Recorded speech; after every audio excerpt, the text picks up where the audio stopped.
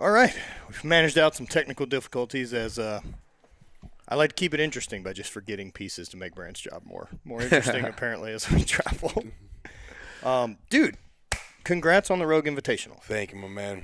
I know it's been a long road getting back. I know that you've been fighting with back and hip stuff, right? Like It's been hip, knees, shoulder, nerve damage, elbows, wrists. so feeling back on in prime or Much. I mean, I in many ways I'm stronger than ever before. One thing that I've been struggling with the most is deadlifts. Getting my deadlift strength back up to where it used to be, just because of the hips and the knees. But it's continually getting better. I'm working with physical therapy, San Pedro. Those guys are really good. They really know what they're doing, and they're getting me up to speed. And I also got some stem cells from BioAccelerator in Colombia. how was that? Freaking great. Within months, I noticed a huge difference. Really? Most of my tendonitis was gone. Wow. So the way it works, like the stem cells gives you the building blocks to then repair your body, but then you still need to do physical therapy to make sure that you heal right and that you don't those injuries don't keep reoccurring. Oh, so like make sure you're still doing the work for imbalances and all those Exactly. type of things Because that if caused. those imbalances are there, even though if you fix the injury, they're going to come back. So make sure that you got your body balanced, fix up your deficiencies, and then of course get the stem cells in, and it just accelerates the process of healing. Man. So yeah, down to Columbia, the BioAccelerator. So hyperbaric chamber, the whole thing, right? No, Like, I didn't do the hyperbaric chamber because I didn't fit in it. did it fit? Yeah, Just trying to cram you in from the front end. I didn't fit into a lot of things. I had to get, they were open to having me get an MRI there, but then I talked about my size. They're like, oh, you won't fit in the MRI machine, so I got the MRIs here, and oversized MRI, and yeah, then I had to take those images there. And so that they go through your MRI, look at your hip, look at your knee, and kind of see where exactly. Yeah, where exactly they need to inject the stem cells. And it's a scary process because, I mean, like, in my hip, I had like a needle like this big going my – I was shaking, man, sweating. Just try not to look at it. Yeah. It's weird, right? Because like I remember when I had my knee done, whether cortisone shots or even needling or anything. I remember getting my calf needled one time in this dry needle thing. Oh, dude. Yeah, it was. man. How was the cortisone shot? I always think they're gonna hurt way more than they do, and it's always like.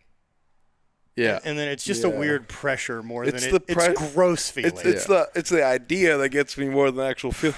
Yeah, for sure. I was in the Navy, and one of the shots we had to do was a peanut butter shot. It's the shot that I don't know what drug it was, but you put it in your butt, and then you can't. They call it a peanut butter shot because it feels like a peanut butter going through your butt. Oh, What just in the thick. Yes, it's thick, and then the next day you can't walk. What right? is this? Yeah. What is this they're putting in there? I have no clue, man. I love that. It sounds good. We had no option. Like bend over for the Navy. We had no option. We walked through we had multiple shots. We had like tetanus. Just a long line. long and line. just- Like it was like a drive-through. It was a drive-through, dude. It's not a whole lot different than we're currently doing in Yeah, places. yeah. It was cool. Yeah, man.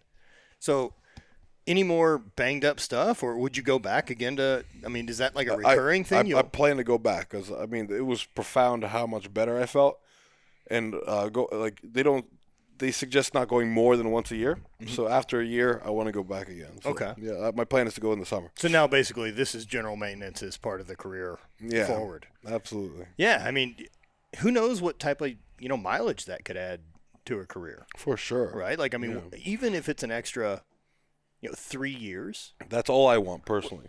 that's probably, I mean, that's way over 10% of a career. That's a huge bump. Absolutely. I mean, I don't think I'd be competing without it. Really? Well, I was to the point where I'm like, I think I'm done. Wow. I got that, and it gave me like a second wind. So, how was that? Like, what was the realization of just starting to kind of feel like I don't know if we can continue? It was hard for me. It was hard because a lot of my identity and the joy came out of being like a strongman athlete, and I have many plans and goals in life, but I felt like it was too soon. Like I really want to push out a few more competitions at the very minimum, and to realize that maybe I won't be able to get up to my old strength and get beyond that strength that I had it was hard for me to face that. Yeah, I remember getting hurt and kind of having that feeling with my knee and realizing like, okay, so there won't be any new PRs in the gym. And it's a weird thought to realize, but where I landed on it was just kind of like, at some point that's true. Yeah. That's coming. Yeah. And I'm too much of an idiot to believe that I was going to walk away smart.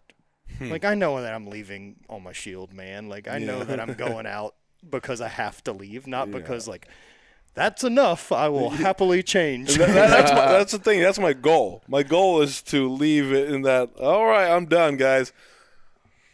I hope I'm smart enough to do that. Burn your shoes on the platform at a World's Strongest Man and be like, bye, everyone. Yeah. So what are the big contests coming up this year? I know we've had such a weird shift in tons of stuff with Strongman. That's right. I'll be getting ready for the Arnold Classic in the beginning of March, and then the World's Strongest Man in May.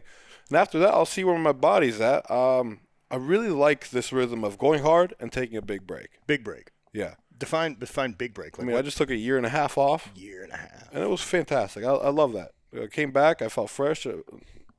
Gave everything time to heal. I won, and then right.